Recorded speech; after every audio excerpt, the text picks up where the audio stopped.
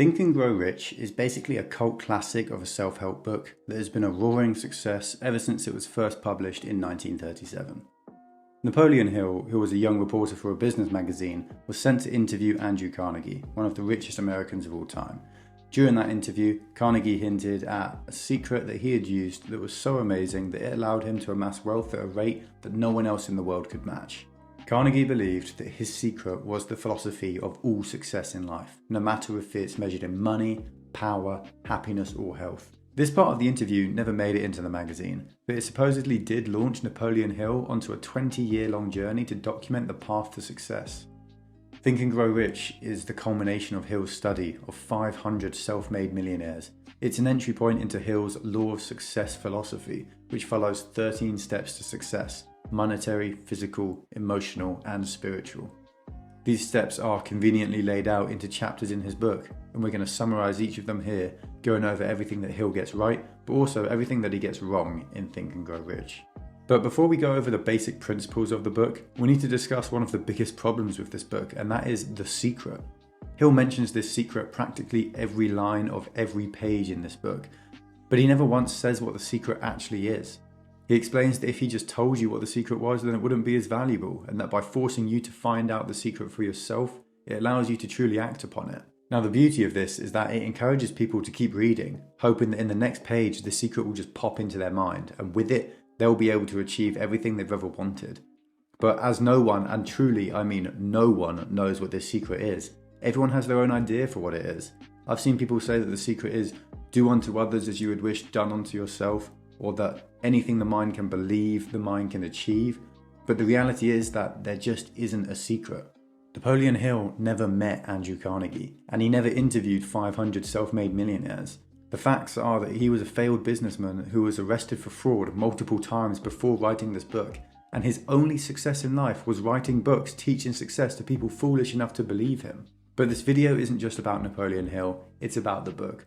So first, we're going to quickly summarize the book and its teachings, and then at the end, we'll come back to Napoleon Hill and discuss the monumental problems with the book and Napoleon Hill.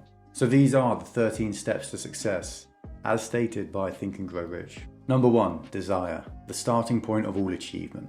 This is supposed to be about how just wishing that your desires will materialize will not bring you riches. To attain any goal, you need a burning desire, a firm grasp on what you really want, and you need to focus on that specific goal. Number 2, visualization of and belief in the attainment of desire. Through repeated suggestions to your subconscious, you can develop faith in your ability to attain your desire. Hill states that this is essential to changing your desires from hopes into reality. Number 3, autosuggestion, the medium for influencing the subconscious mind. Autosuggestion is about changing thoughts from your conscious to your subconscious, and using this to ensure that the conscious mind doesn't act as a barrier to achieving your goals. This is just like using habits to make sure you do the things you need to do. Number 4, specialized knowledge, personal experiences or observations. General knowledge, or the stuff typically taught in schools, will not help you become rich, nor will specialized knowledge on its own. If you lack the specialized knowledge necessary to build your business or attain your goals, then you can supplement your own knowledge with other people's knowledge. Number 5, imagination, the workshop of the mind. The imagination is unique in humans in that it shapes, forms, gives action to desire. Hill says that there are 2 forms of imagination. The synthetic imagination, which doesn't create but rather arranges old concepts, ideas, or plans into new combinations. And then there's the creative imagination, which when stimulated by strong desire, picks up thought vibrations from other humans and from the ether, connects with infinite intelligence, and develops new ideas. Number 6, organized planning, the crystallization of desire into action. In order to translate desire into its physical or monetary equivalent, you must form a definite, practical plan and put it into action. This chapter details how to build plans and ensure that they are functioning to your advantage. Number 7, decision, the mastery of procrastination. Procrastination is a major form of failure.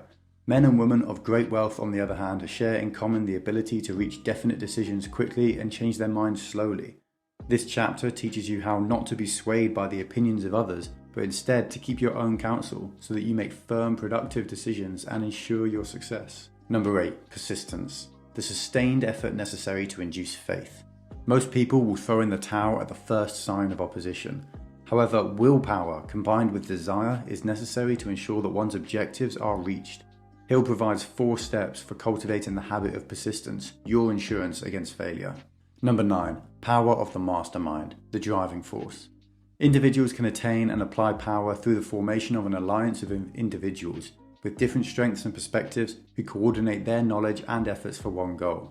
These are called mastermind groups, and they bring both economic advantages as well as psychic benefits. Hill says that these create a cosmic harmony that generates a third mind or spiritual unit of energy operating at a higher frequency. Number 10. The Mastery of Sex Transmuation. Sex transmutation is about channeling sexual desires into other outlets that can help you achieve success.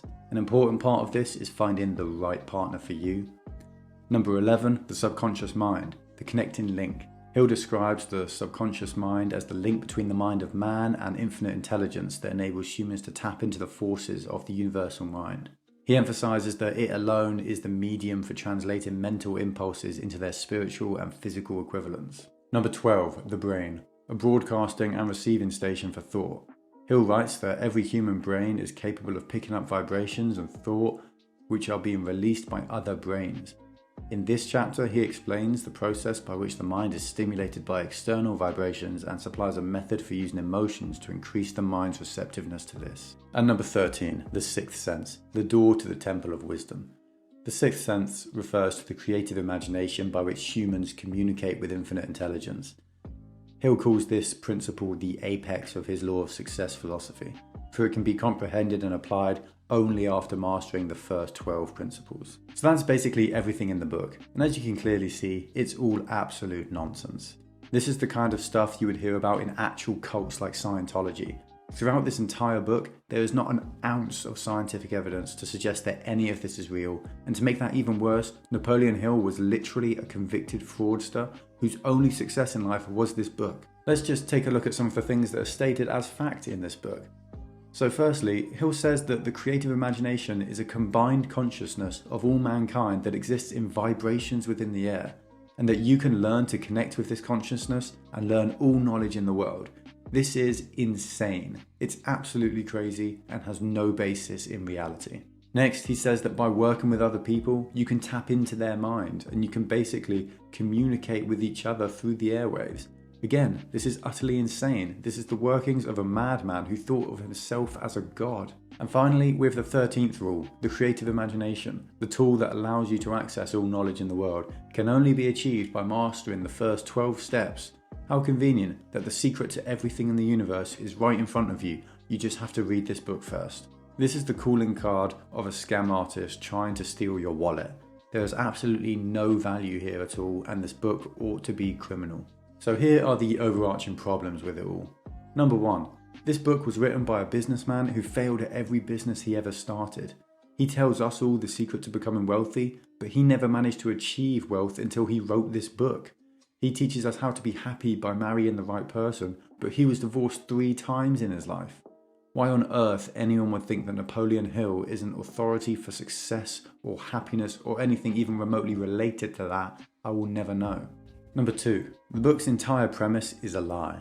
Napoleon Hill never met Andrew Carnegie. He never interviewed 500 millionaires. He never achieved the wealth or success he claimed to. He claims that all the documents that proved all these meetings and wealth were lost in a fire in Chicago, but this fire didn't even exist. Napoleon Hill was simply a fraud. And finally, number 3. The book is just utterly insane. It's on par with Scientology in how detached from reality it is, and there is absolutely zero value to be had from it.